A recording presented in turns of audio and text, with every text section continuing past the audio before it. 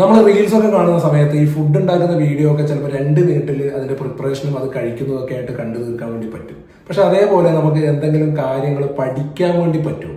അപ്പോൾ നമ്മൾ ഇന്നത്തെ കാലത്ത് വിദ്യാർത്ഥികൾ കോഴ്സുകളെ കുറിച്ച് അന്വേഷിക്കുന്ന സമയത്ത് അവർ ഉദ്ദേശിക്കുന്നത് ഇൻസ്റ്റന്റ് ആയിട്ട് അതിനകത്തുള്ള കാര്യങ്ങൾ പഠിക്കുകയും ഇൻസ്റ്റന്റ് ആയിട്ട് അതിന്റെ ഔട്ട്പുട്ട് കിട്ടുകയും അത് നമ്മൾ പാസ്സായ ഉടനെ തന്നെ അതിന്റെ ബെനിഫിറ്റ് കിട്ടണം, എൻജോയ് ചെയ്യണം എന്നൊക്കെയാണ് വിദ്യാർത്ഥികൾ ആഗ്രഹിക്കുന്നത്. ഒരു പരിധിവരെ രക്ഷിതാക്കളും അങ്ങനെയാണ് ആഗ്രഹിക്കുന്നത്. അപ്പോൾ എനിക്ക് നിങ്ങളുടെ അടുത്ത് പറയാനുള്ള കാര്യം എന്ന് വെച്ചാൽ, നിങ്ങൾ കോഴ്സുകളെ കുറിച്ചൊക്കെ അന്വേഷിക്കുന്ന സമയത്ത് അല്ലെങ്കിൽ അത് പഠിക്കാൻ ഇറങ്ങുന്ന സമയത്ത് ആ കോഴ്സ് പഠിക്കാൻ വേണ്ടിയിട്ട് അത് കാര്യങ്ങൾ മനസ്സിലാക്കി എടുക്കാൻ വേണ്ടിയിട്ട് കുറഞ്ഞത് ഒരു മിനിമം ടൈം ഡ്യൂറേഷൻ ഈ കോഴ്സ് കണ്ടക്ട് ചെയ്യുന്ന ആൾക്കാർ പറഞ്ഞിട്ടുണ്ടാവും.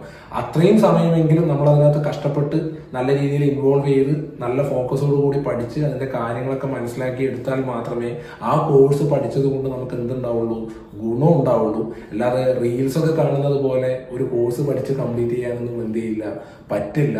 2 മിനിറ്റിൽ മാഗി നൂഡിൽസ് ഉണ്ടാക്കാന്നുള്ള പരസ്യമൊക്കെ നമുക്ക് TV കാണാൻ വേണ്ടി പറ്റും.